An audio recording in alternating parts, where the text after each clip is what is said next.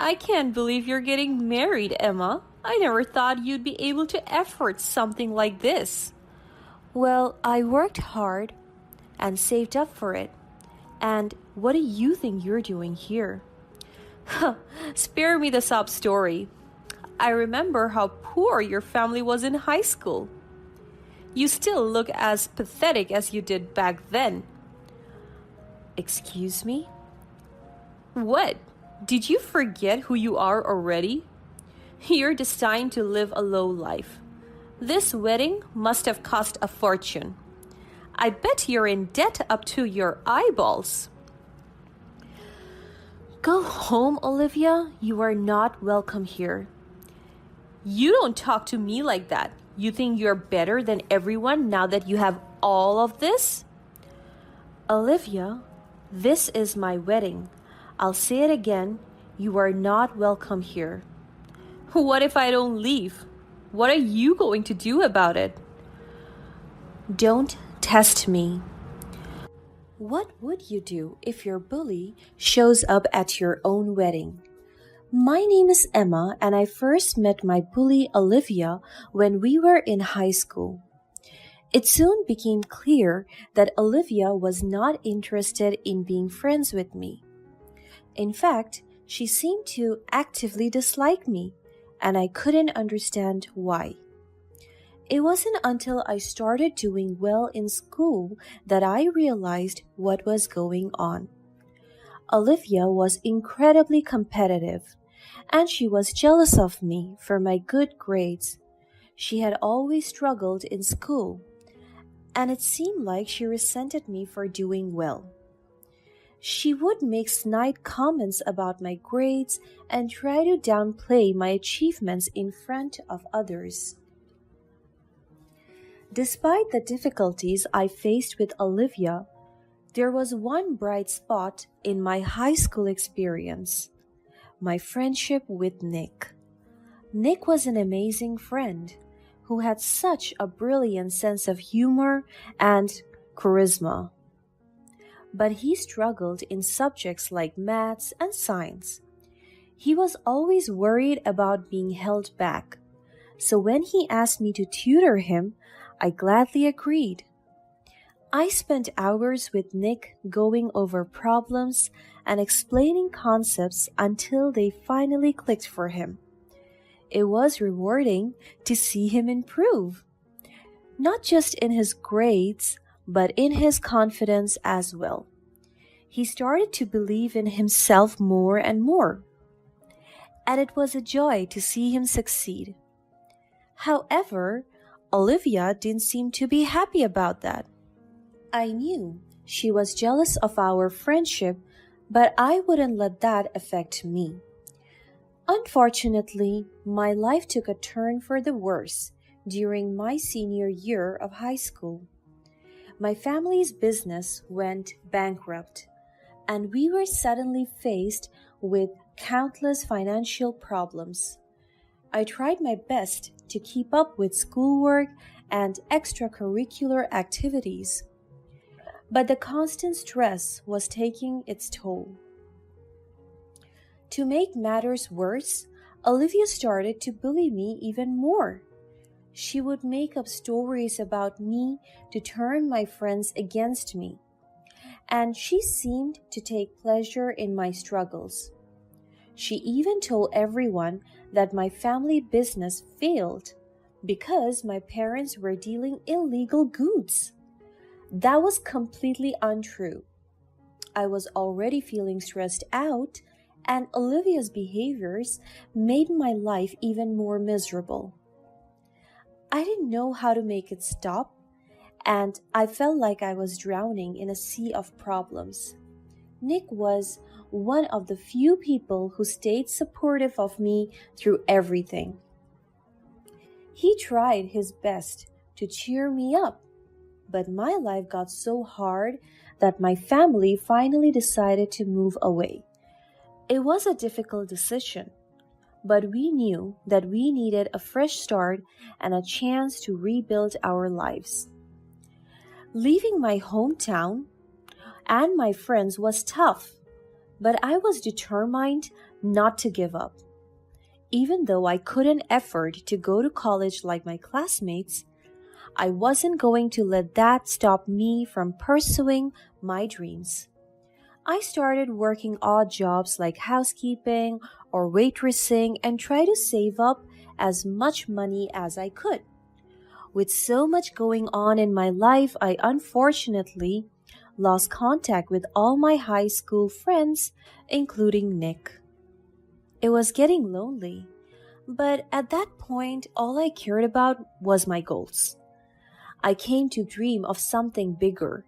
I wanted to run my own hotel chains one day. It was a lofty goal, but I was determined to make it happen. I saved up every penny I could and eventually had enough to go to college.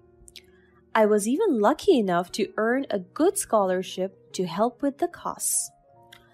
I worked hard and got really good grades, knowing that my education was the key to achieving my dreams. I was also lucky enough to secure an internship at a fancy hotel, where I learned firsthand what it takes to run a successful establishment. I soaked up everything I could about hospitality management, from guest services to marketing strategies. One day, while working at the hotel, I was surprised to see a familiar figure walk through the door. I couldn't believe what I saw as he approached the receptionist and mentioned my name. "Hi, is there an Emma working here? Emma Thompson?" "Nick? Is that you?"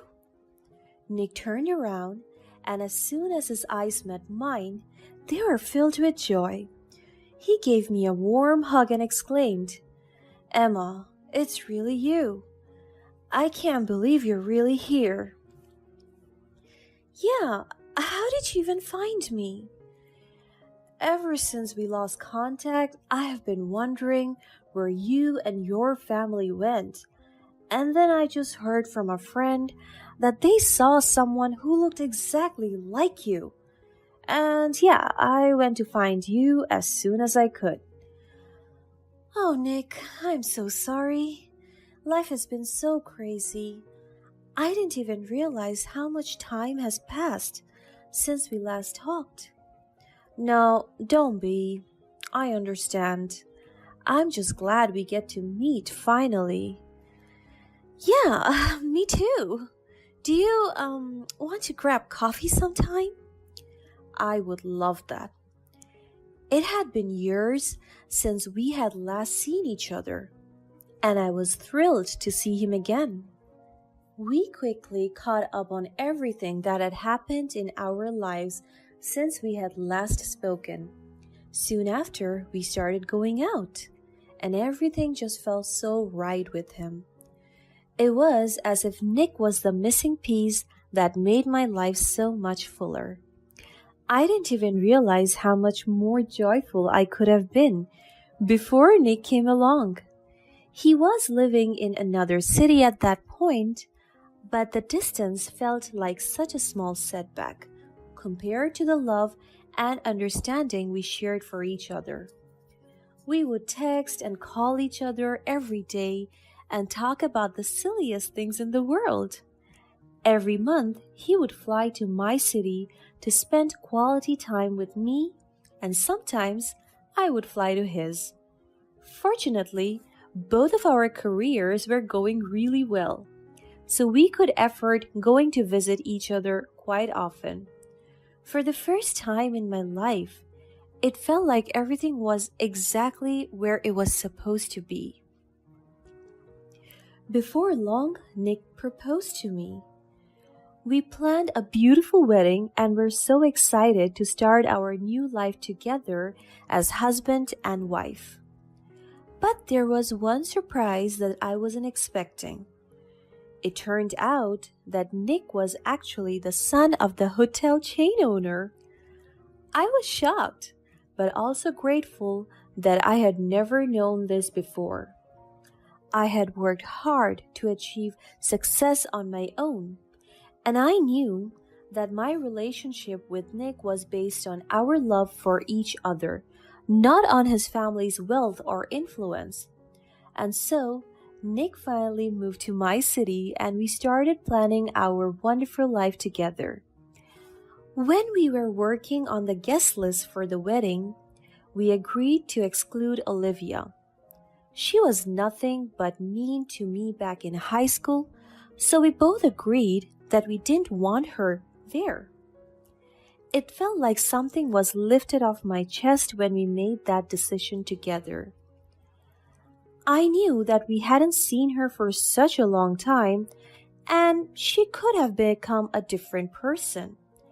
But it was the most important day of my life, and I didn't want to risk it.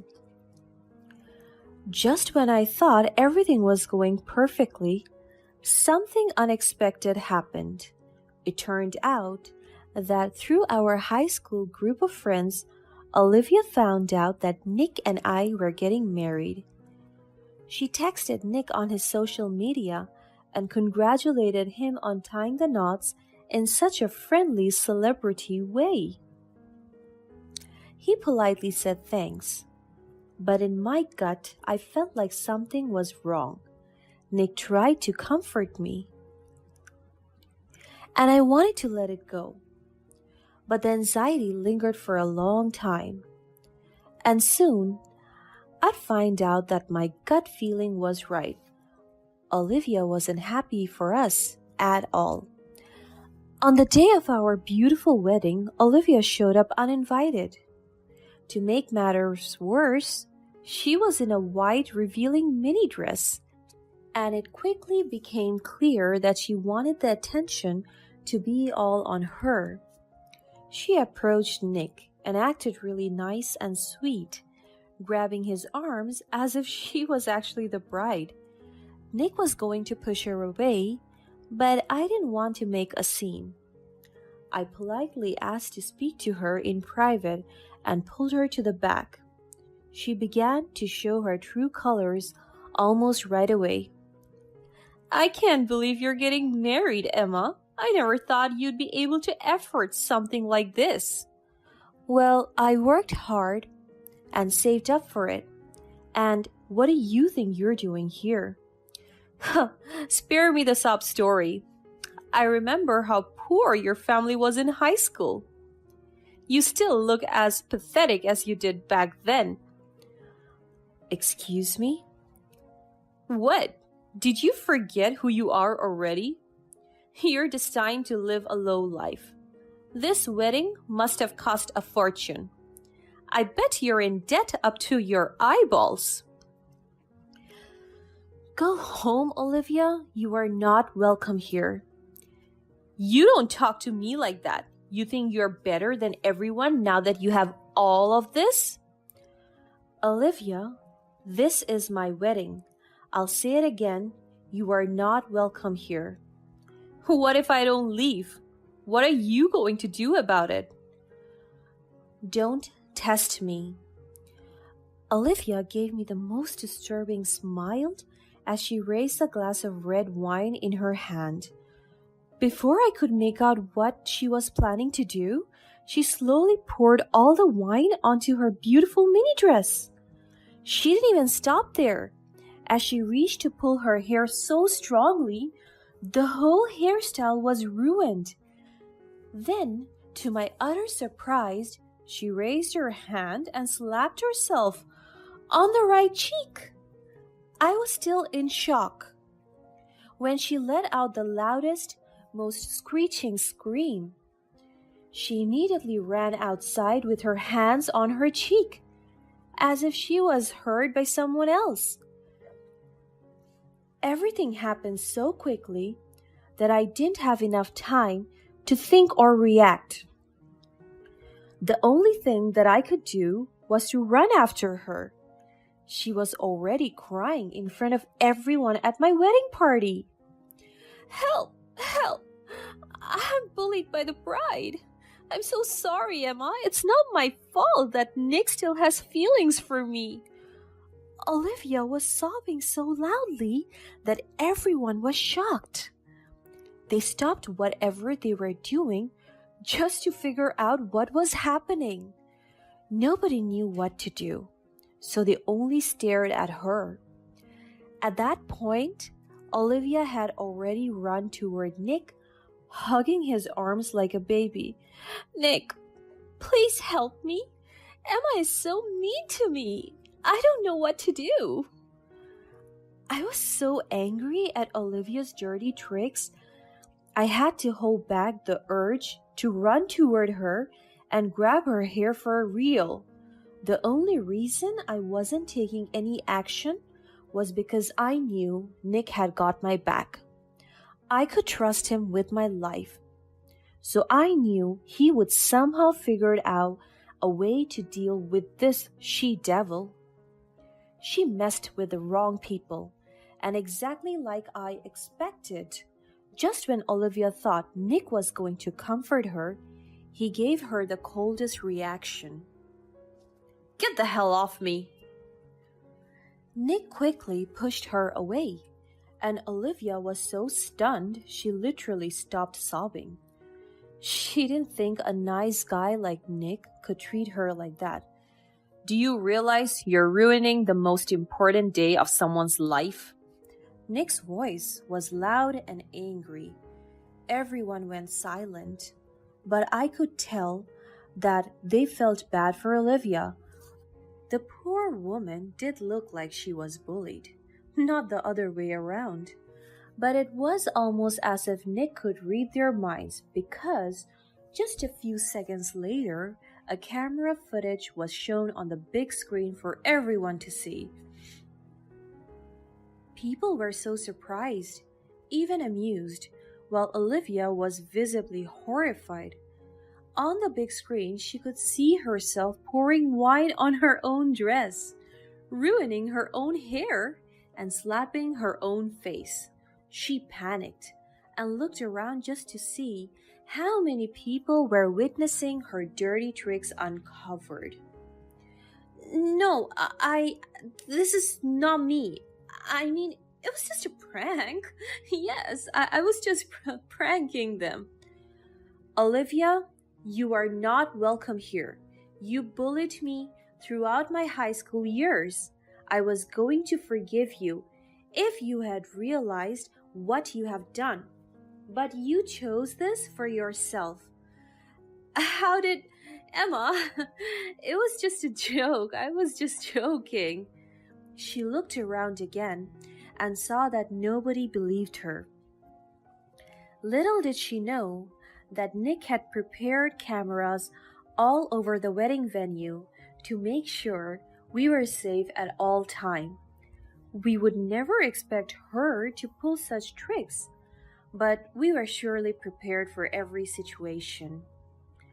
Olivia was so embarrassed she quickly ran outside.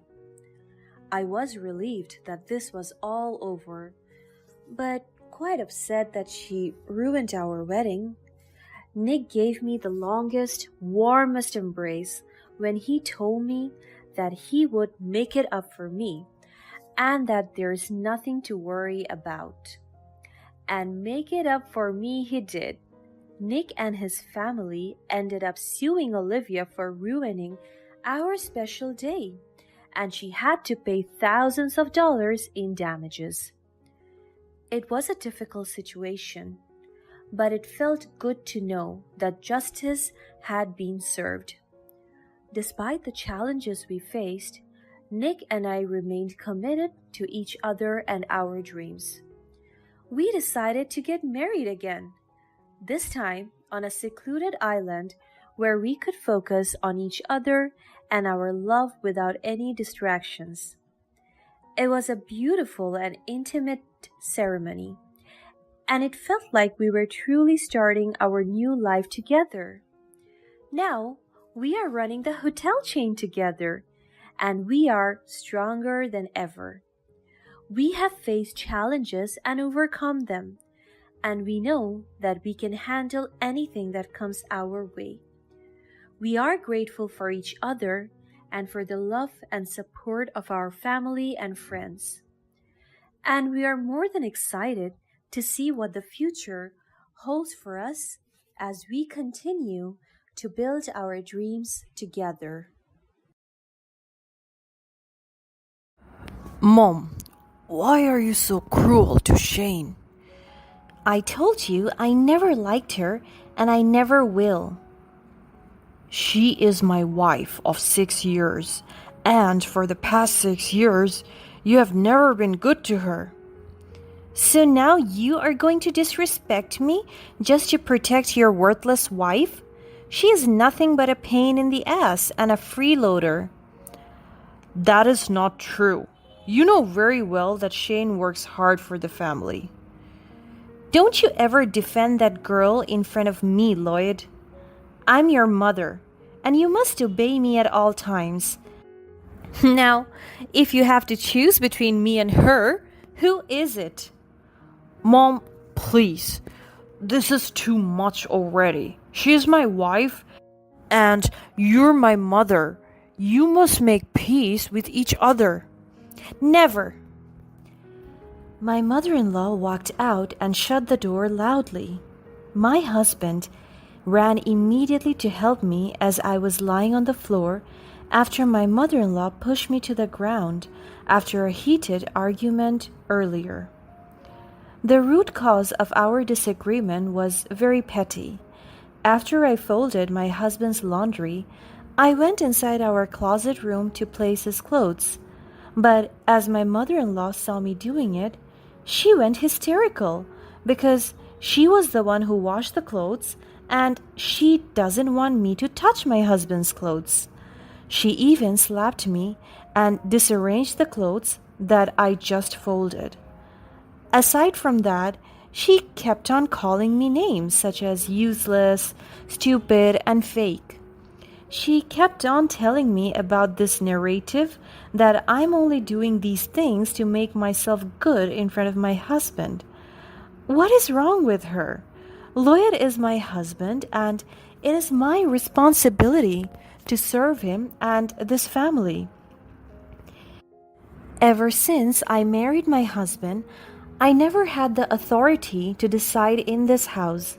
She has always been the final decision maker.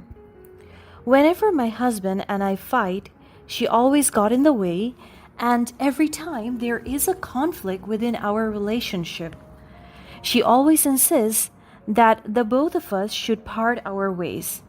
She has been cruel to me since day one. My husband helped me get up.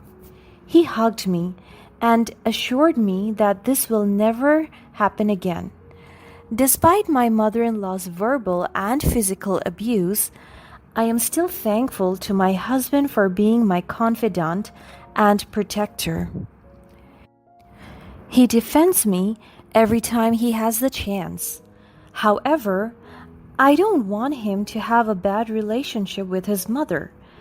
That's why I always encouraged him to be the bigger person and just understand his mother's dilemmas. That night, as we were having dinner, my mother-in-law acted like nothing happened. She kept on talking nicely to my husband and son, but ignored me as if I was not present. She talked to my husband as if they did not have a major argument earlier. I can say that this family setup is not healthy, not just for me, but also for my husband and son. Later that night, we were about to sleep. My husband told me about his 3-day business trip in the States. As much as he wanted both my son and me to come with him, it was impossible. He checked up on me if I'm going to be okay being alone with his mom for the next 3 days. I told him that I will keep my head strong and try my best not to get into another fight with her. He promised me that he will be back soon, and he also assured me that he will talk to his mother before he goes. Deep inside, I'm anxious for the next 3 days.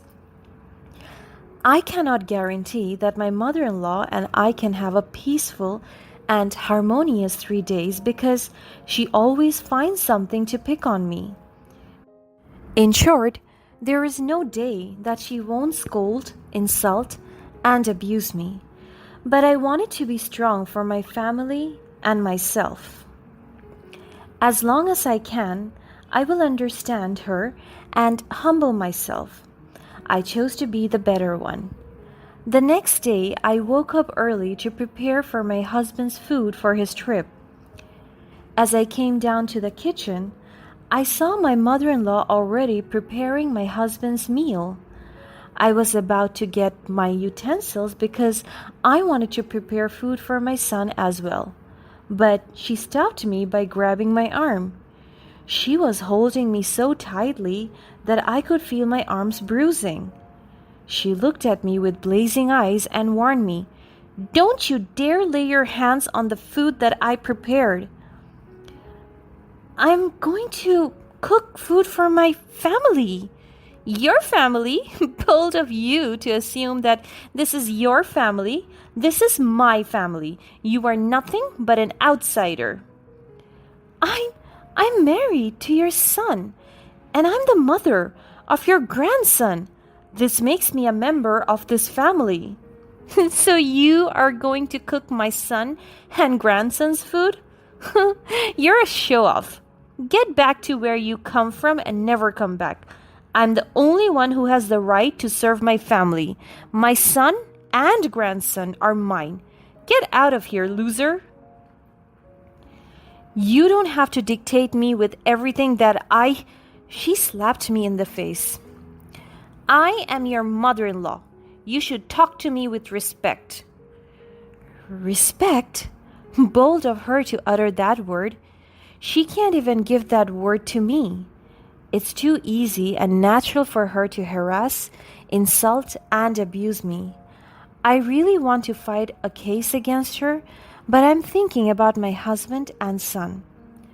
I don't want them to be put in a position where they have to see us fight over a thing that can be resolved with the word respect.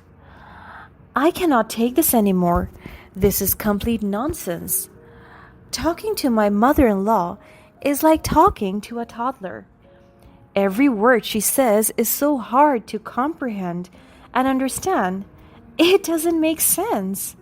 She's so possessive of my husband and son. I don't have the freedom to decide for my family because she is here.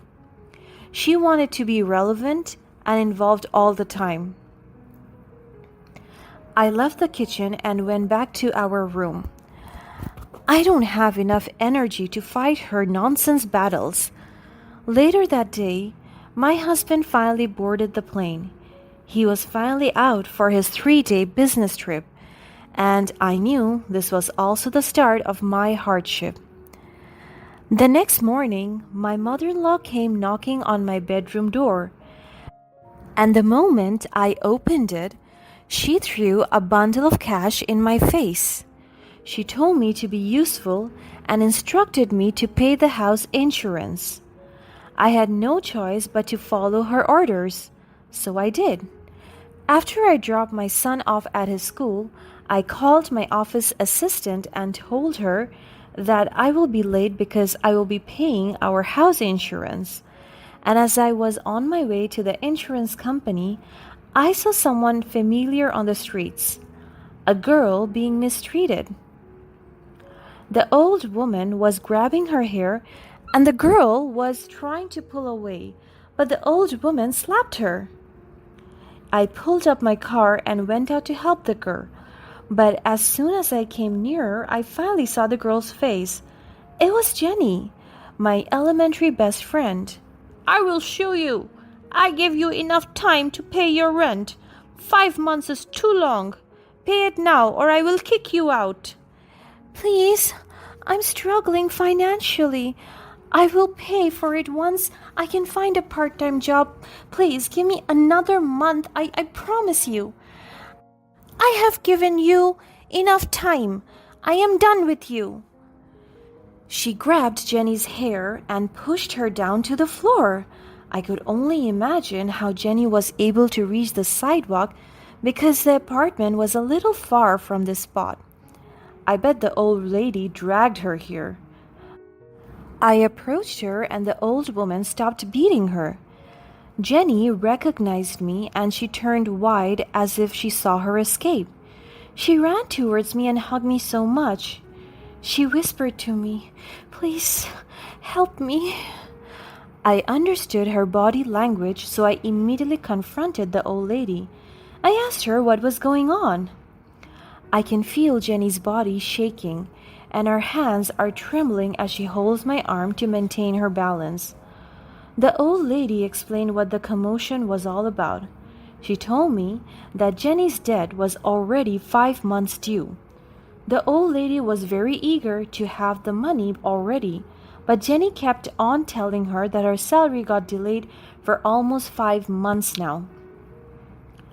Jenny was persistent in asking for consideration about her rent because the delay was out of her control, but the old lady was very persistent in getting the money. Jenny has always been consistent in paying the bills. That's why she was very certain that she can cover up the entire 5 months of bills. On top of that, Jenny insisted on paying part of the rent just to cover the large rent. Nonetheless, the old woman wanted Jenny out of her apartment right away. She harassed her and threw out all of her belongings. Jenny begged mercifully, but she kept on beating her. This was the scene that I saw earlier. I can hear Jenny's heavy sobs as she was hiding behind my back. My heart breaks for her. I can still remember how she has been so kind and protective of me during my elementary years when I was always bullied. She was the one who defended me. She was the only one that stood up for me during those times. That is why I wanted to help her and stood up for her. I talked to the old woman and told her that I will pay her bills. Good thing I have cash with me, the money that I'm supposed to pay for her house's insurance. I gave it to the old woman, hence her anger died and allowed Jenny to return to her unit. Jenny was so happy and thankful for what I did. I couldn't count how many times she thanked me and cried every time she uttered the words "thank you." I was so happy that I was able to give back the kindness she has showed me in the past. After that incident, I went back to her car and drove straight to our office. My heart was filled with joy as I recalled my encounter with my old classmate and that I was able to help her. Afterwards, I became preoccupied with work. I was so busy entertaining clients and meeting deadlines, I even went home late that day. That's why, when I was driving my car back home, I realized my big mistake. I forgot to pay for the house insurance. I was supposed to go to the bank and withdraw some money because I gave the cash to Jenny's landlady. I parked along the street and contemplated my carelessness. Why did I forget to pay for it? I could feel my hands tremble as I could already foresee my mother-in-law's anger. But I have no choice but to go home. As soon as I came home, my mother-in-law's mad facial expression was the first thing I noticed. She's so angry that she threw the book that she was reading at me. Good thing I was able to dodge it. "You stupid girl! You only had one job, and that is to pay for your house insurance. What did you do to the money? You used it for yourself? How dare you? You're a piece of shit. Now come here and I'll teach you a lesson." Please, let me just explain.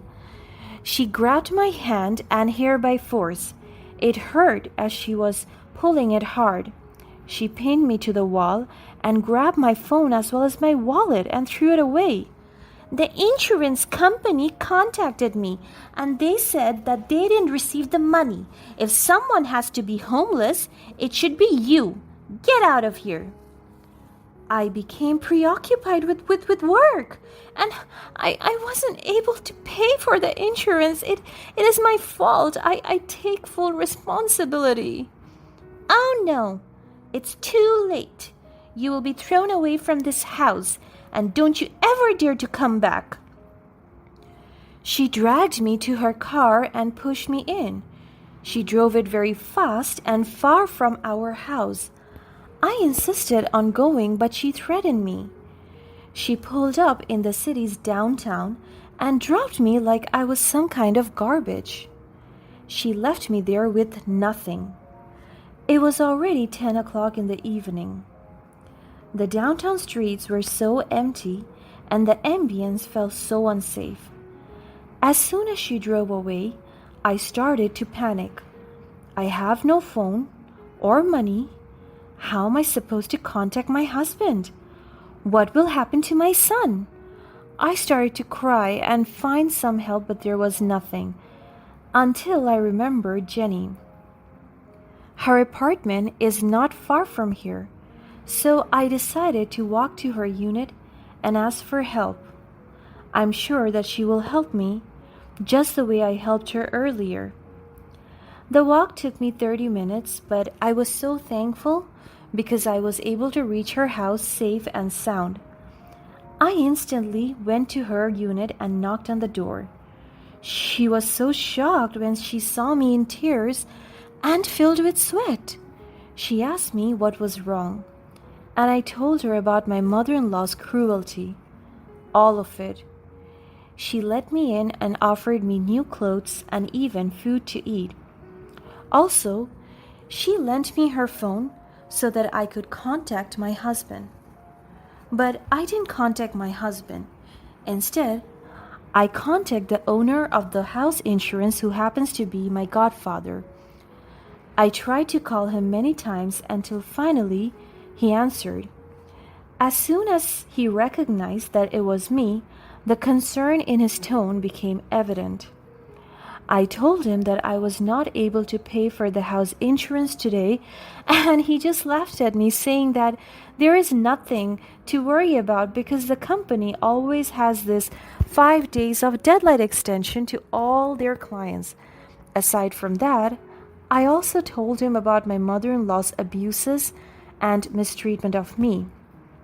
And as my godfather and the best friend of my father, he promised that he will help me.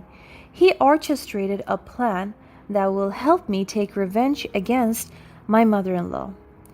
My godfather took immediate action. He used his connections and influence to help me. The next day, my mother-in-law was out on a date with her friends.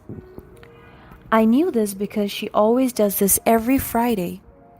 It was a perfect time for us.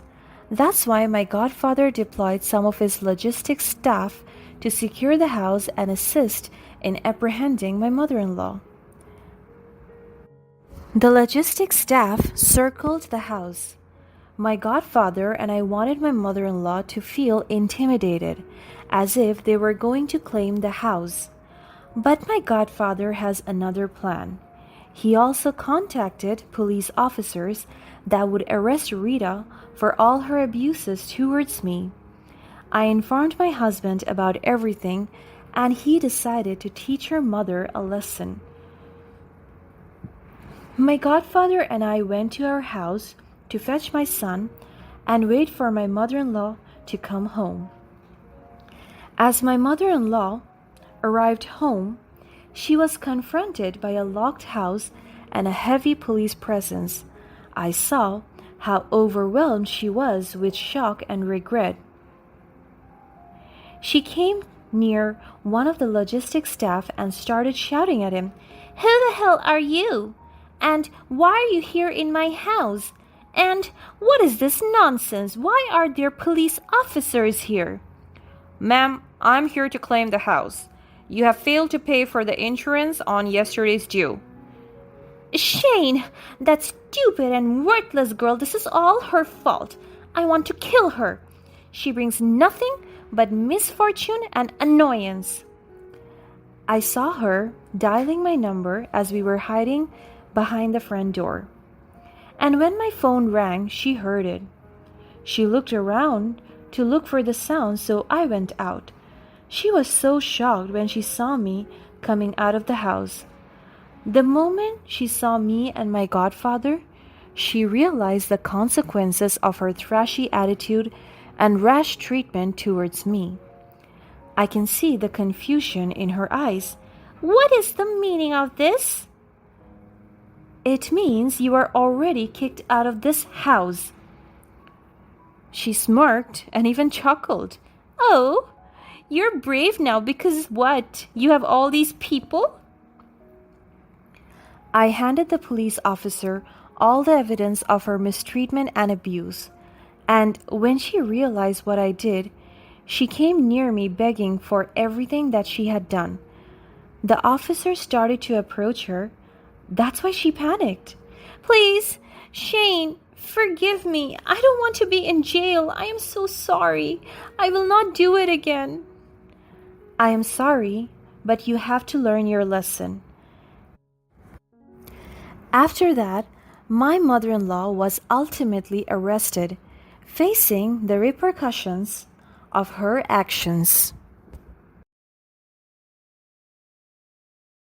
"Is there anything I could help you with?" "Oh, sorry. I was just admiring your minivan. It looks so stylish. Is that your brother?" Oh, hi there. "No, that's my husband."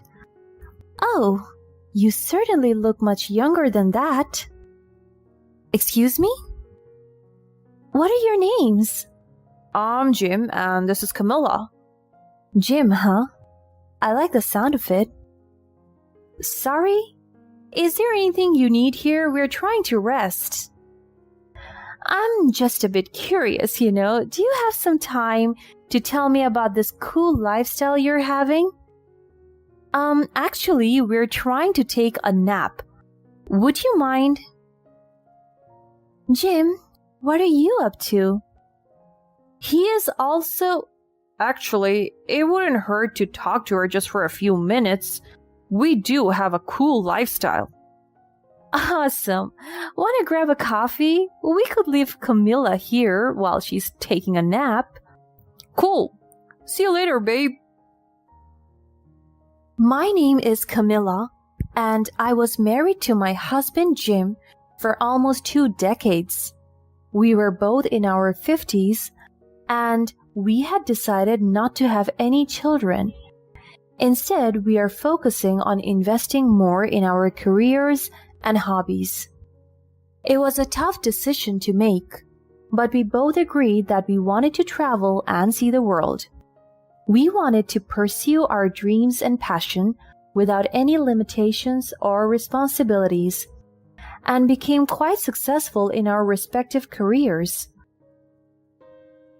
That year, Jim and I were finally able to achieve our biggest dream, to retire and travel the country together. We had worked hard all our lives, saved up enough money, sold our house, and bought a minivan to explore new places. It was such a big change, but we were both excited about what the future held for us.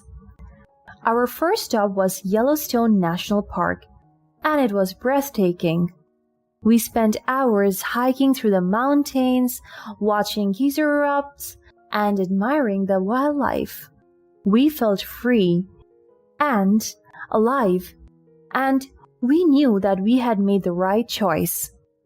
Our journey took us to many beautiful places, including the Grand Canyon, Mount Rushmore, and the Rocky Mountains. We met new people and heard stories, and we learned so much about the different cultures and traditions in America. We also tried out different activities like fishing, kayaking, and even bungee jumping. We made so many memories together, and I felt grateful for every moment we spent together. However, as much as everything sounded awesome, it wasn't all sunshine and rainbows. As soon as we hit the road, we started to get into all kinds of conflicts.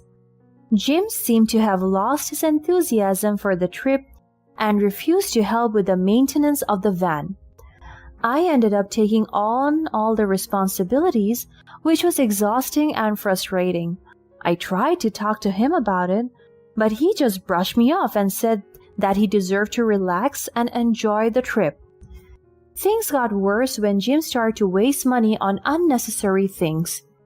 He would buy expensive souvenirs and lavish meals, even though we had agreed to stick to a budget.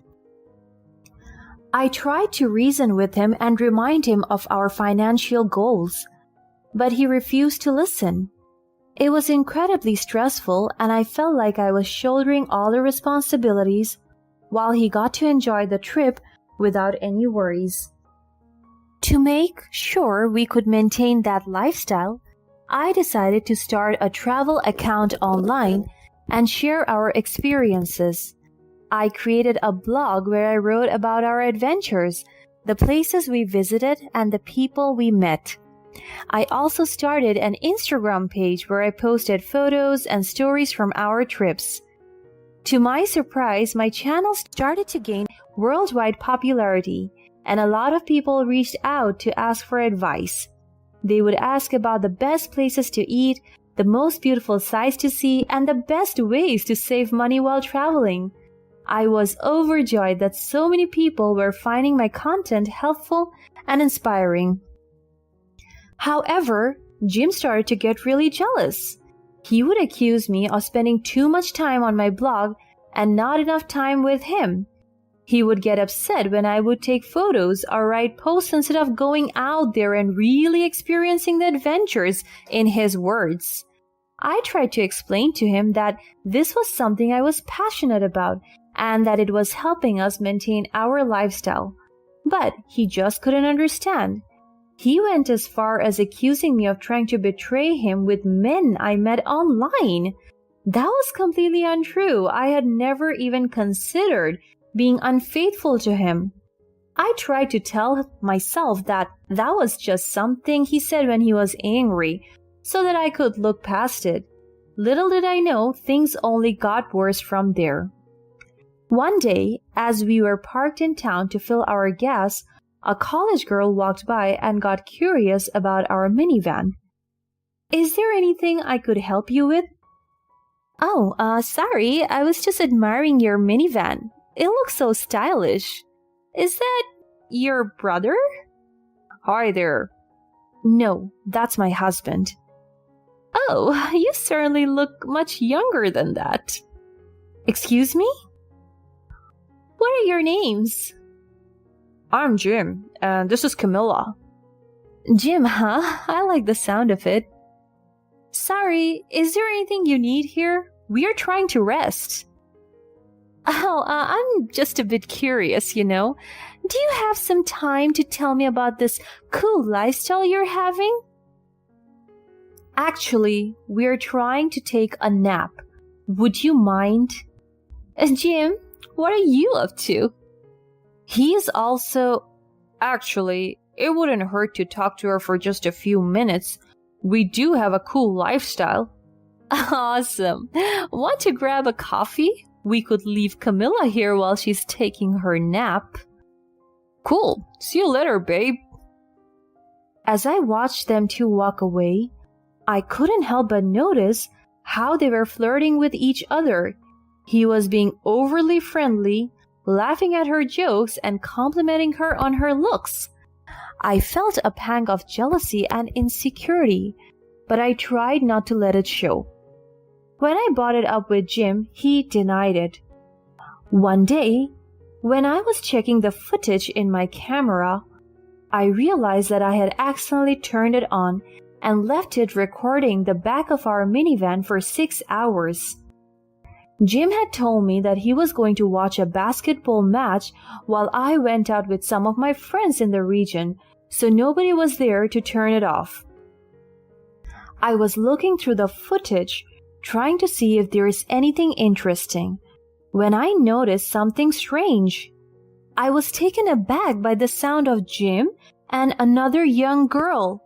I stared at the screen to realize that He didn't go to any basketball match, but brought a girl back to our minivan.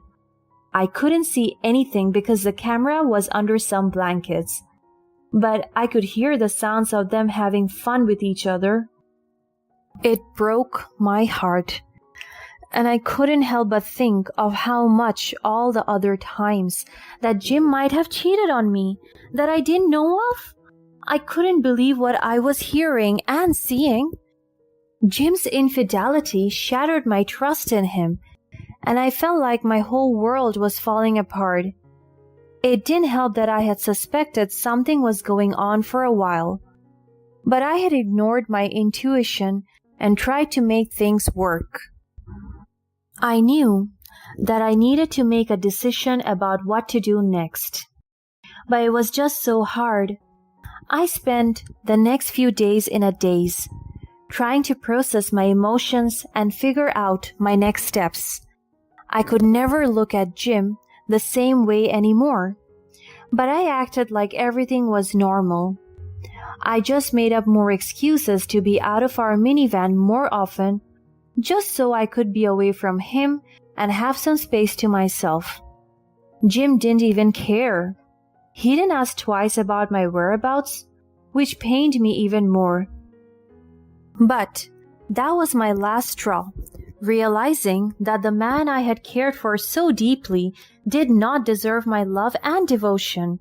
After a few days, I realized that I couldn't keep pretending that everything was okay anymore.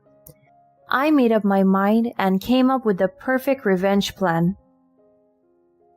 On the last day of our stay in the town, I purposefully parked our minivan in a very secluded spot, telling Jim that I just wanted to watch the stars there that night. Then I also told him that I was going out that afternoon. I knew that Jim wouldn't miss the golden opportunity to hook up with that girl one last time. It was a risky plan, but I was determined to find out the truth. I waited for what felt like forever because I was feeling anxious and scared about what I might find. But just less than an hour in, my worst fears were confirmed. Jim was inviting someone inside, and as soon as I got a closer look, I realized that she was the college girl we met that day. They were so reckless that they were throwing their clothes out of the minivan. Then, I watched as they were kissing and touching each other, completely oblivious to my presence. I felt sick to my stomach, but I knew that my chance to get the revenge I had waited for was there. I secretly gathered all of the clothes that Jim and the woman had taken off and then slammed the door shut right in front of them. They were too stunned to react at first, but then they started banging on the door, demanding to be let out. Of course, I had already locked it. After leaving Jim and his mistress stranded in the back of our minivan, I hopped in the driver's seat and drove straight to Jim's parents' house. The trip was almost 20 minutes, during which they were constantly banging on the door. I could hear their muffled voices and pounding fists in the background, but I tried my best to ignore them. I was determined to get Jim's parents' house and tell them everything. When I finally made it to the house, I called Jim's parents out and then unlocked the door. His parents saw their son in that minivan naked together with his mistress. To make matters worse, she really looked like she could be of their granddaughter's age. They were shocked, and I could see the hurt and disappointment in their eyes. As Jim's dad started screaming at him and questioning his audacity to do such a terrible thing, his mom began sobbing. Jim and his young mistress was so embarrassed they collapsed on the floor of the van. I felt a pang of sympathy for Jim's parents, but I knew that they deserved to know the truth. Without the concrete proof, they would never have believed that Jim could do such a terrible thing. I mean, even I couldn't believe in my eyes at first. so I wouldn't blame them if they don't. I knew that Jim had a great relationship with his parents, and ruining this for him would probably be the cruelest thing I could do. But let me be the bad guy for once, after so many years of being forgiving, compromising, and loving to him for nothing. After that, I gave the college girl a blanket and asked her to find her way to the nearest police station herself. She was filled with embarrassment, but she didn't dare to ask me for a decent piece of clothing. For someone who had intentionally seduced a married man, she was almost too shy to be believable. She lowered her head as much as she could and couldn't even look at me straight in the eyes. But I couldn't care less about her. I was already too generous in letting her go without making her pay for the consequences. Just the walk of shame from my in-laws' place to the police station should be enough to teach her a lesson. Jim's parents and I sat down in the living room to talk through what had happened, while we left him outside in the minivan. I explained everything to them, from the affair to my decision to end things with Jim. They listened patiently, offering me their support and understanding. During the whole conversation, I could still hear Jim's cries and screams as he accused me of being a calculating witch. But that meant nothing to me. I gave him everything he had ever wanted, and he ruined it for both of us. Now he couldn't even realize that it was all his fault. It was time for me to walk away. There was no going back from the betrayal and hurt that he had caused me. So I filed for divorce and claimed all of our joint property. It was a difficult process, but I knew that it was the right decision for me. Jim's parents had to call me multiple times to apologize on his behalf because I had blocked his number. They were ashamed of their son's action and wanted to make things right. I appreciated their apology, but I also knew that it wouldn't change anything. I was done with Jim and his lies. I told them that I wished them health and peace, but I would not talk to anyone in their family again. Despite the pain and heartbreak that I had gone through, I refused to let it define me. I continued to upload content on my social media, sharing my travels and experiences with others. Soon, I had created a network of travelers for myself, exchanging tips and stories with people from all over the world. I discovered that there was a whole community of people out there who shared my passion for adventure and exploration.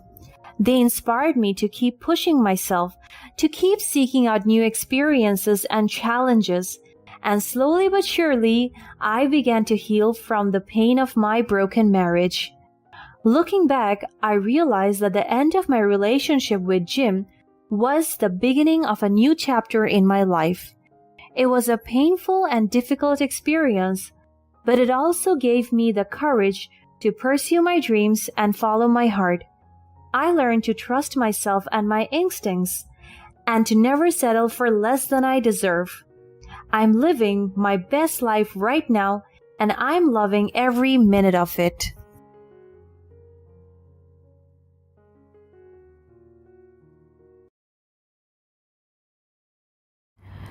My mother and I are very close. She raised me alone because my father left us when I was a kid. I always look up to her because for me, she's a definition of a real-life superhero. I have seen her work day and night just to support my dreams.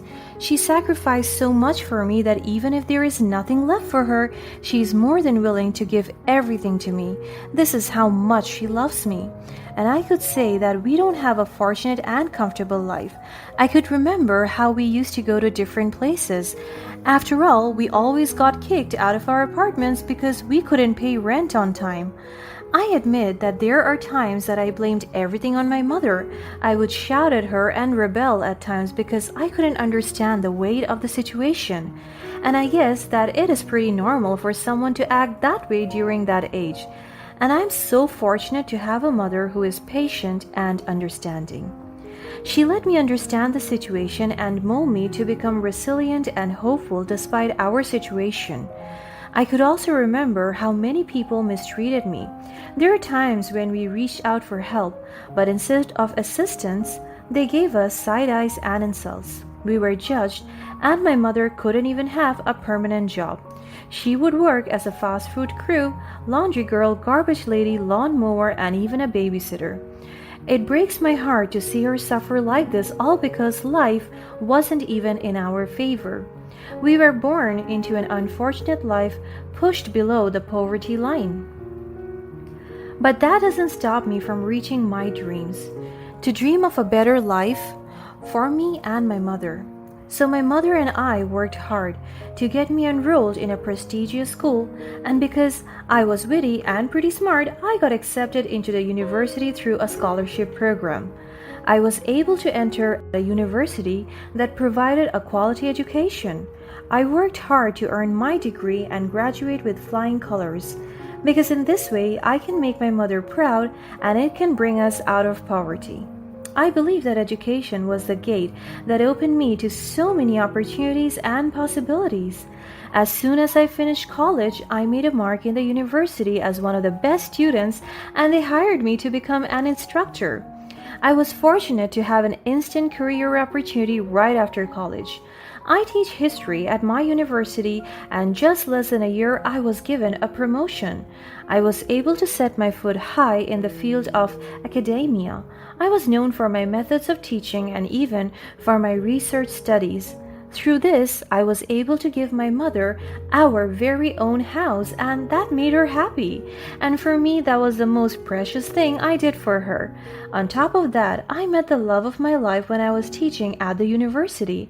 I met John, my husband and co-teacher. We dated for almost 2 years until we decided to get married. We were deeply in love with each other, and while I was enjoying my married life, I didn't forget to spoil my mother with all the things she deserves as well. I took her on many travels and let her experience the things we weren't able to experience when I was young. My love for her runs deep, and by the time John and I were able to build a family of 3, it is where everything went downhill. I thought I had everything: a loving family, my mother, my own house, car, career, and business. It was one fine morning, and I was out for a lecture at the university when our maid, Tara, contacted me. It feels like my life jumped out of my grasp when she called me and told me the most devastating news. "Hello? Yes, Tara, what is it?" "I'm so sorry to call you this urgent, ma'am, but your mother collapsed and went unconscious. I already called the ambulance and they're on their way." I almost dropped my phone. My heart was beating so fast. My mind floats. I can't afford to lose my mother this early. I hung up and immediately dismissed my class. I hurriedly went to the hospital, and there I saw my mother being rushed to the operating room. I started to panic while staring at my mother being surrounded by doctors. But good thing my husband was with me. He kept me calm and headstrong. But I was so confused as to why he was here earlier than me and why he didn't call me if he was just at home. And I was also so shocked that he and Tara came here together, and that scenario raises an eyebrow. However, it was not the right time to question him about it. I just want to focus my attention and concern on my mother, who is in critical condition.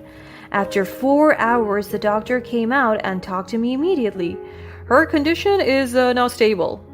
I let out the deepest sigh. It feels like all the nervousness went out of my system. Thank God, my mother is now safe. "Thank you so much, doctor. I owe you my mother's life." However, the sorrow on the doctor's face is also quite evident, and it made me feel panicked once again. What's wrong, doctor? Is there something I should know?" I could feel my husband's hands wrapping around my shoulders, giving me comfort. The doctor shook his head, and it made me feel nervous even more. I don't want to hear bad news, but by the looks of it, I think it's worse than that. Your mother is suffering from a brain tumor. The corrupted cells have been there all along, and a pressure or a fatal injury triggered it. What happened to her before she collapsed? I couldn't breathe because of the diagnosis that the doctor told me. My mother has a tumor? No way, and a fatal injury? I looked at Tara. I'm waiting for her to answer because she's the last person that is with my mother. And she noticed me staring at her, so a slight panic was seen on her face. Then she answered to the doctor's question nervously. She just collapsed. I immediately responded to her, and by the time I got to her spot, she was already laying on the ground unconscious. The doctor nodded, forming a conclusion in their mind. I see. It must have been the fall that triggered it, but we will see to it. We will run tests and examine her condition. For now, she's stable, and let us hope it will stay that way for a fast recovery. The doctor patted my shoulders. Be strong, ma'am. After that, he left us. I feel like my whole world collapsed in front of me. Just as I was achieving my dreams, it also became the time when my mother was suffering from a deadly disease. The months went by, and I focused myself between work and taking care of my mother.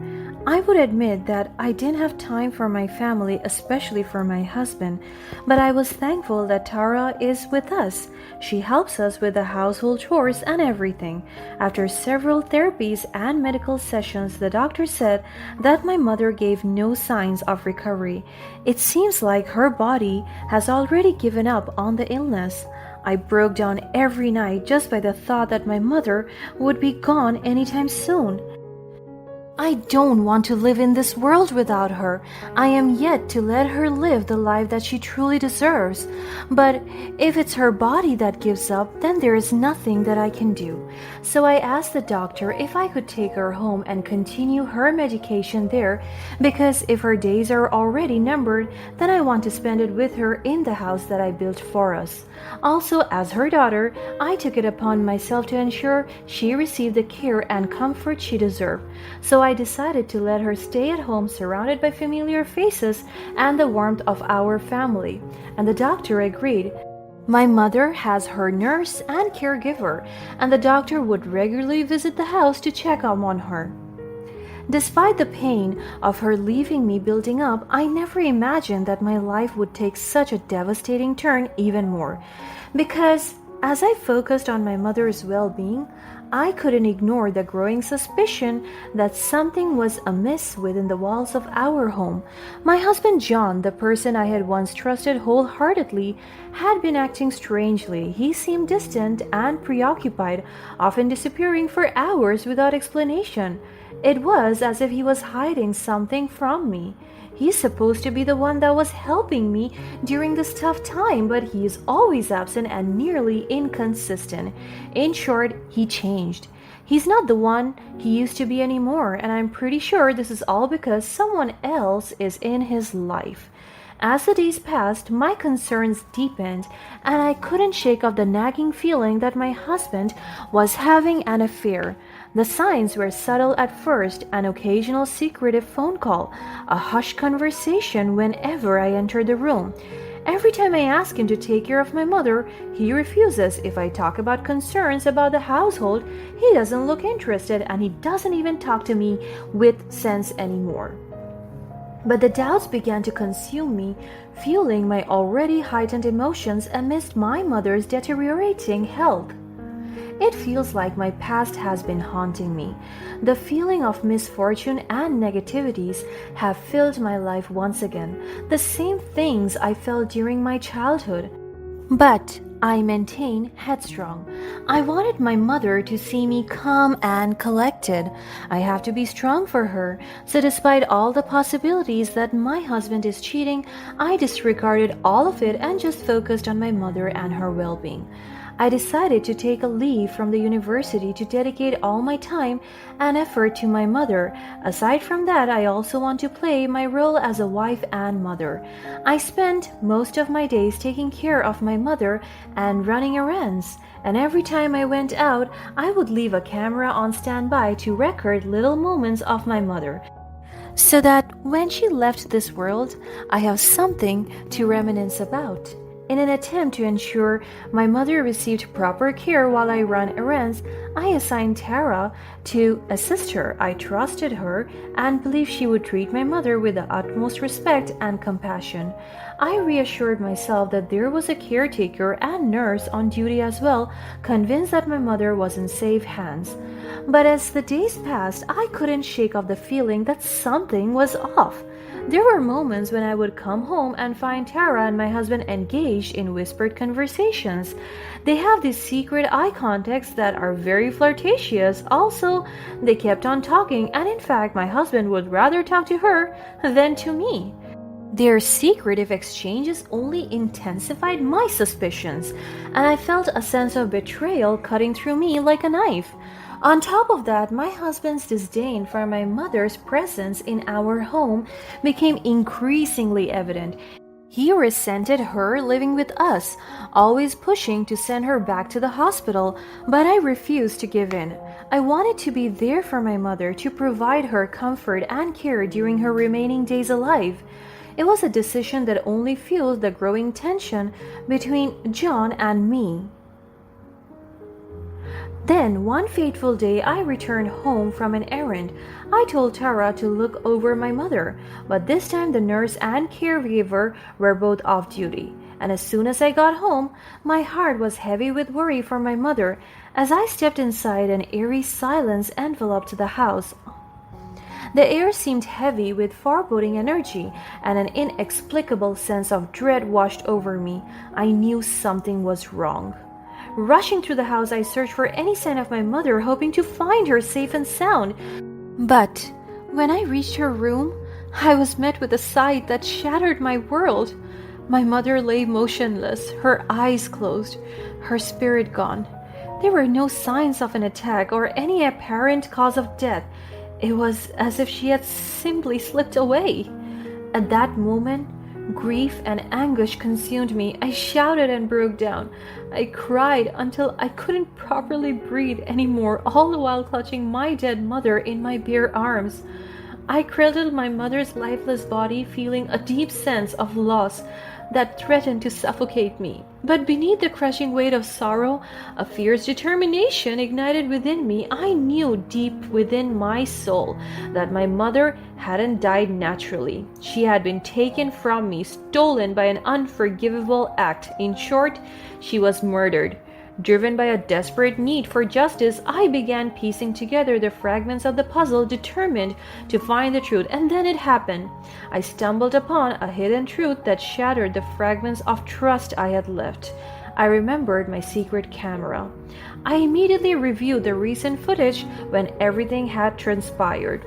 With trembling hands and a mix of fear and anticipation, I pressed play, revealing the sinister truth. The footage showed Tara and John hatching a wicked plan, plotting my mother's demise.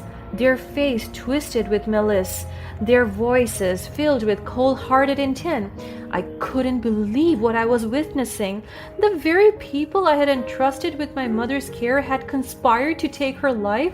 The shock and betrayal washed over me like a tidal wave, leaving me breathless and filled with a mixture of anger and sorrow. At that moment, everything fell into place. The secret conversations, the suspicious behavior, the disdain my husband held for my mother. It all made sense now. John and Tara had plotted to remove my mother from the equation, to eliminate the burden she represented to their clandestine affair. And I also realized that maybe Tara hurt my mother. That's why she got injured and was hospitalized. As the weight of the truth settled upon me, I knew I had to make choice. I could crumble under the weight of my pain and let them get away with their heinous act, or I could rise, confront them, and fight for justice. Despite the grief that threatened to consume me, I found strength within myself. I would not let my mother's death be in vain. I vowed to expose their wickedness, bring the truth to light, and ensure they face the consequences of their actions. With the evidence in hand, I confronted them both. How could you? How could you betray me and take away my mother? He just smirked at me. Your mother was a burden to us. We had our lives to live, May. She was holding us back. Tara stood next to him, wearing her smug face. Yeah, you were suffocating us with your constant need to play the dutiful daughter. My hands tightened around the evidence that I hold. I spoke to them while my voice was shaking with anger. You think you can just throw away a person's life like that? You have no idea what my mother meant to me. I took a deep breath and stepped forward, presenting the camera footage. Well, guess what? I have proof of your sick plan.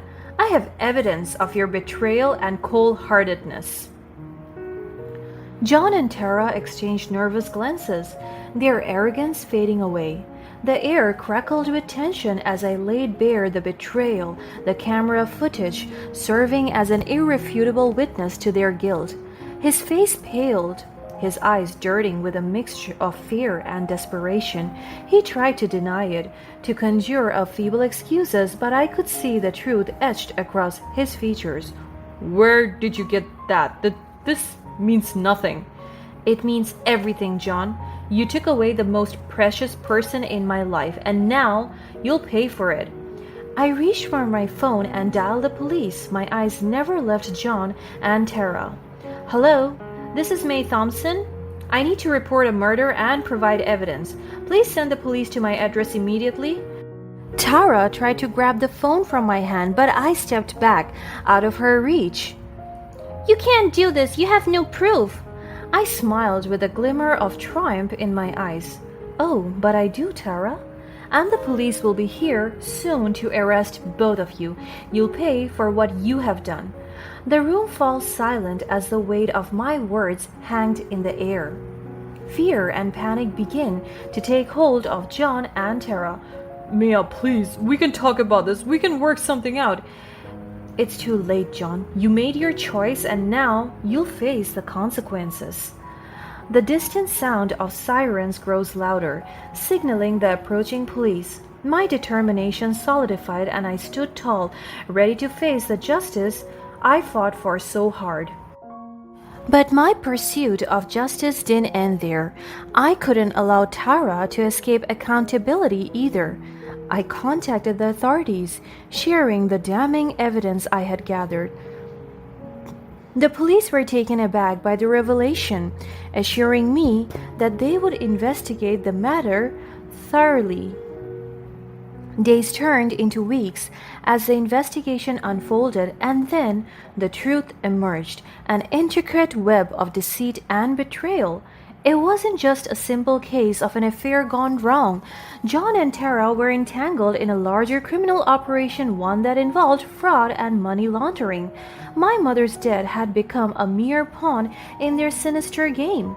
The police revealed that they had been monitoring John and Tara for some time but lacked the concrete evidence needed to make an arrest. My mother's murder became the key to unlocking a much larger case exposing their involvement in a web of criminal activities.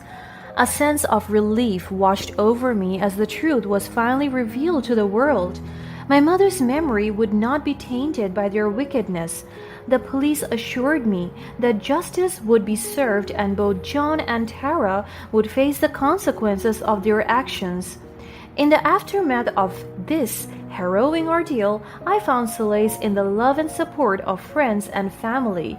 Though my heart would forever bear the scars of losing my mother, I knew she would want me to move forward, to embrace life with renewed strength and purpose. I vowed to honor her memory by advocating for justice and ensuring that no other family would suffer at the hands of such treachery. My mother's spirit would guide me, fueling my determination to make a difference and bring light to the darkness. As I stood before her grave, tears mingling with the raindrops, I whispered my final goodbye. The truth had prevailed, and my mother's soul could finally rest in peace.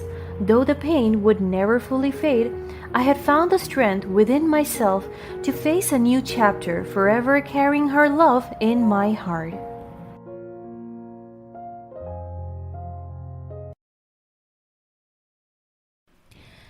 I am Yana, And I have been married to my husband Ted for almost 20 years. Our first few years of marriage were full of bliss. It feels like the both of us were on cloud nine. I truly loved him, I do. He is responsible and has a great provider mindset. For me, marrying him was the best decision of my life. Although the arguments and fighting became significant catalysts of setbacks in our life, I am still grateful that we were able to surpass it all with a loving and robust heart. We have 3 children, 2 boys and a girl. I couldn't ask for any more excellent gifts in life than my lovely children. They made me whole and they put meaning into my life. They mended and filled the gap between me and my husband when there were times that we would grow apart. We were a loving family and my life was perfect, or so I thought. As years passed by and our kids were growing, so did the hatred and boredom that we felt towards each other. The constant fights became prominent and more aggressive. My husband became so intentional with his banters and insults towards me. In short, our relationship became toxic. And that is when I realized that my life with Ted had never been a fairy tale. I was just so in denial that our relationship was falling apart because it was built on shaky and weak ground to begin with. I was making things up. That we are still happy because I'm too afraid to lose him and allow my children to grow up without their father by their side. And as I assess our relationship right now, the signs of downfall are there. From the beginning, our relationship showed signs of trouble, but I held on, hoping that love would conquer all. As the years passed, though cracks started to appear and the love we once shared turned into bitterness and hurtful words. Aside from that, my husband began to share his remarks of discontentment, boredom, frustration, and disappointment. It seemed like he was trapped with me all this time, and he wanted to get out right away. His banters were more insults than sadness. He hates me so much. It feels like he was forced to stay in the relationship and was suffocating to be exact the whole time. And with that, I endured Ted's hate and hurtful sentiment towards me. I did all I could to maintain a hint of normalcy for the sake of our children. They were all that matters to me, and I did not want to ruin their life. One night, as I prepared for bed, my husband came in with a frustrated aura. I was shocked that he came to our bedroom when it's been 2 years since we last slept together. Yana, why are my laundry still not in my room? He shouted, and it startled me. I'm so sorry, honey. I was gardening earlier because the harvest season is coming up. I will do the laundry tomorrow, I promise. He snarled. Honey, could you stop calling me that pathetic name? Just bring my goddamn laundry in, or I will drag you out of this house. His words felt like knives attacking me right through my heart. My tears were about to fall, but I controlled it. I'm so sorry. He rolled his eyes and shouted at me again. You know what? I'm just so tired of this relationship. It feels like we are stuck in a never-ending cycle of the same problems, and I don't know if I can keep going like this. I'm so tired just looking at your goddamn face. I took a deep breath as my tears finally fell on my cheeks. Ted, I understand things haven't been easy lately, but we can work together. Let's talk about what's bothering you. He just laughed at me in a mocking tone. Talk? What good will that do? I don't remember you listening anyway. You're stupid. There is no point talking to you. I do listen, Ted. I want to understand what's bothering you and find a way to improve things. We can't just put our relationship down the drain. That is unfair to our kids. He rolled his eyes again as if everything I said had no sense. You're always trying to fix everything, but you never actually do anything about it. Oh, I forgot. You don't have to fix everything because you are the problem itself. It hurts me to hear him say all of these hurtful words. I'm doing my best to make this relationship work, but it takes both of us to put in the effort. Yeah, well, your best just isn't good enough. Please, Tell me what's making you so unhappy. I want to know so we can work on it together. You wouldn't get it. You're too wrapped up in yourself to see how you're driving me away. And like what I have said, you're stupid. So what's the point anyway? I love you, Ted, and I don't want to push you away. Could you help me understand what I'm doing wrong? You're suffocating me with your constant neediness and demands. I need space, but you just don't get it. I'll give you the space you need, Ted, but I can't ignore our problems either. We have to communicate and find a way to reconnect. Reconnect? Is that some therapy mumbo jumbo? I'm sick of your constant analysis. As if you are helping. I'm trying to understand your perspective, Ted. I don't want to lose you, but I can't do it alone. Maybe I'm just tired of trying. Tired of this relationship. Tired of all your nonsense. I can see you're frustrated, but saying hurtful things won't solve anything. My voice was starting to shake. You know what? Maybe I'm just done with us. Perhaps it's time to move on. Please, don't do this. Think about our children. They're grown-ups now. Maybe I'll finally find someone who understands me. Please, think about our children, Ted. Yeah, whatever. Goodbye, Yana. Don't say that. And then he left me alone. I cried the whole night. I cried as my heart swam into a river of pain. But one day, a few months after our heartbreaking encounter, he dropped the bombshell. He wanted a divorce to marry his young side chick, Annie. The pain was unbearable, but I kept my emotions in check, refusing to give him the satisfaction of seeing me break down. It's over, Yana. I found the love of my life. You cannot do this to us. This is unfair. Well, you're no match for her. She is sexy, young, and very pretty. Annie is the perfect woman for me. He left the house without trying to listen to any word from me again. Our children cried and were devastated as they witnessed our family falling apart. The next day, he sent in divorce papers with a note saying, "Sign this paper, let me free. Being with you was like being in prison. I have been suffocating all my life. Please give me a break. I want out of your hell life." Tears fell to my cheeks, and I could feel my heart aching as I witnessed my life's downfall. But before I could even sign the papers, my son showed me a picture of the mistress. It happened that she was my previous employee, and I technically fired her for being flirtatious around the office. I was so shocked at how the world could be this small. So I thought of a revenge plan. I sent back the divorce papers now signed to my husband. I know he wondered why I wasn't being hysterical about the divorce. I kept silent and calm throughout the entire process. Little did he know that I had already discovered the truth about Annie. I confronted her and she confessed that Ted had used her to make me jealous. For a brief moment, I believed her, clinging to the hope that Ted still cared for me in some twisted way. I was still hoping that our family would get back to normal, that our life would be switched back to what it used to be. I was even excited for him to reach out to me and make amends.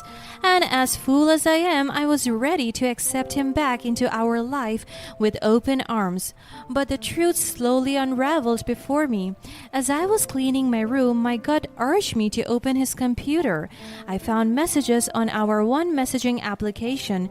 Many messages revealed Ted's affair with multiple women, not just Annie. Feeling betrayed and disgusted, I confronted Annie again, and she admitted to knowing about the other woman but had hoped Ted would choose her. You became one of my ex-husband's toys, and you will allow him to use you for what? For hurting me, a woman who's suffering? She sobbed and covered her face with her palms. He told me that he would break up with them, and I'm the one he loves. Everything that comes out from that man's mouth is either lies or insults, and you, girl, you have been completely fooled. She cried and cried until she looked up at me. He promised to me that we will go overseas and live our life as a married couple and that he will leave you and his children for good. He hated you. I hated him more. And you should hate him as well because he lied to you. He manipulated you into thinking that being a mistress is okay. You deserve more than that. She bursted into tears again, so I continued talking. Listen to me, Annie. You are a capable woman, and we both don't deserve that jerk, an asshole. Karma will find its way to him because he deserves to be punished for all the things that he did. Are you with me? She nodded in response. He will pay for this. I am so sorry for the pain that I have caused you. No, you were only a victim. This is all his fault. Let's make him pay. I smirked at her. Oh, darling, we will. In a strange twist of fate, Annie and I found solace in each other's pain. Instead of tearing each other down, we decided to team up and expose Ted for the manipulative liar he was. Together, we devised a plan to reveal his true colors to the world. When Ted confronted me about my seemingly calm reaction to the divorce, I couldn't help but smirk inwardly. With a glint of determination in my eyes, I told him, "Well, I know your lies." His audacity to even show his face in front of me is wild. I don't want to see him again. His baffled expression only fueled my resolve. He was so confused. What do you mean? I just laughed at him, making him wonder even more. Well, you chose to fight me, and I'm so sorry because I'm not a quitter nor a loser. You chose the wrong person, Ted. You will pay for everything. After that, I left him alone. He was dumbfounded. The divorce papers were still being processed. Together, Annie and I decided to expose his trash and dirty ways on social media around innocent girls that he was using. So we posted screenshots of his conversations with other women. The truth spread like wildfire, and soon enough, the web of lies Ted had spun began to crumble. Ted's life unraveled before everyone's eyes. Friends, family, and acquaintances saw his true nature, and the shame and humiliation he felt were palpable. He begged for forgiveness, claiming he had made a terrible mistake and still loved me, but I had seen through his lies, and the wounds he had inflicted on my heart were too deep to mend. I stood firm, my resolve unwavering as I faced the man who had once been my husband. I refused to let him manipulate my emotions again. He went to me and pleaded for his life, a side I never thought I would see. But I'm not the Yana he used to know. I am stronger now. Yana, I'm so sorry for everything. Could you help me get my life back? Everyone I know is drifting away from me. I can't afford to lose you as well as our children. You should have thought about that before you decided to leave us with your mistress. You have no shame, and this embarrassment serves you well. He kept on begging me to take down the online post. I will do better. Please, help me take it down. I'm so sorry. I'm begging you. With a calm and composed demeanor, I looked him in the eyes and said, Ted, your tears and apologies won't change the past. The trust is broken, and I can't return to a life built on lies. His desperate attempts to win me back fueled my determination to move on. I deserved better than a man who treated me disrespectfully and disregardfully. I realized I didn't need his validation or love to be whole. His actions did not define my worth, and I had finally found the strength to stand on my own. As the truth about Ted's infidelity spread like wildfire on social media, his once charmed life began to crumble before everyone's eyes. The shame and humiliation he felt were palpable, and he was desperate to salvage what was left of his reputation. But this time, I wouldn't let him off the hook. And yet again, Ted sent me countless messages and calls and even showed up at my doorstep, tears streaming down his face as he begged for forgiveness. It just never stops. He claimed he had made a terrible mistake and still loved me. Part of me wanted to believe his words, to take him back and pretend that none of this had ever happened. But deep down, I knew I deserved better. I looked into his eyes, once filled with charm and charisma, and saw a man who had lost himself in a web of lies. He continued to beg, trying to manipulate my emotions, but I saw through his act. I had learned that his words were empty and his promises were were meaningless. I had given him chances before, hoping he would change, but he had repeatedly proven that he was incapable of true love and commitment. As much as I once loved him, I had to put myself first and prioritize my well-being. I couldn't let him drag me down any longer. My heart ached. But I knew walking away was the only path to healing. His humiliation resulted from his actions, and I couldn't allow myself to feel sorry for him. He had caused me immeasurable pain, and now he had to face the consequences. It was time for him to confront the reality of his choices and the hurt he had inflicted not just on me, but also on our children. I focused on my healing, surrounded by a robust support system of friends and family who had lifted me when I needed it the most. I embraced my newfound independence and pursued my passions with a renewed sense of purpose. My children witnessed my strength and courage, learning invaluable lessons about resilience, forgiveness, and the importance of self-love. My decision to leave a toxic relationship and rebuild my life on my terms became an enduring legacy for my family, and so my story became one of triumph over adversity, of finding strength amid heartbreak, and of emerging from the darkness with a newfound light. Ted's action had caused pain, but my resilience turned that pain into a catalyst for growth and transformation. I proved that the most satisfying revenge isn't about inflicting pain on others, but rising above the hurt and becoming a better version of oneself. As the days passed, I focused on rebuilding my life and rediscovering my worth. I surrounded myself with supportive friends and family who reminded me of my strength and resilience. Slowly, the pain started to fade, and I began to find happiness within myself, independent of any relationship. Seeing me move forward and thrive without him only intensified Ted's shame. He had lost control over me, and it was clear that he could no longer manipulate me as he once had. The power dynamic had shifted, and I was now in charge of my life. Realizing that he had lost his wife and reputation weighed heavily on him. The embarrassment of his actions followed him wherever he went, a constant reminder of the consequences of his betrayal. As much as I wanted to see him suffer, I chose not to dwell on his misery. Instead, I channeled my energy into creating a fulfilling life for myself and my children. I focused on my passions, career, and what brought me joy. In time, Ted's presence in my life became a distant memory. I had found closure in knowing that I had stood firm in the face of adversity and had refused to let his actions define me. I had turned the tables on him, and in doing so, I had found my empowerment. My story became one of triumph over heartbreak, of finding inner strength, and of discovering the beauty of self-love. I learned that actual revenge isn't about seeking to humiliate others, but about rising above the pain and becoming a stronger person. And as I moved forward, I knew I was no longer defined by the hurt Ted had caused me. I was Yana, a woman who had weathered the storm and emerged more vital than ever, ready to embrace whatever life had in store for me.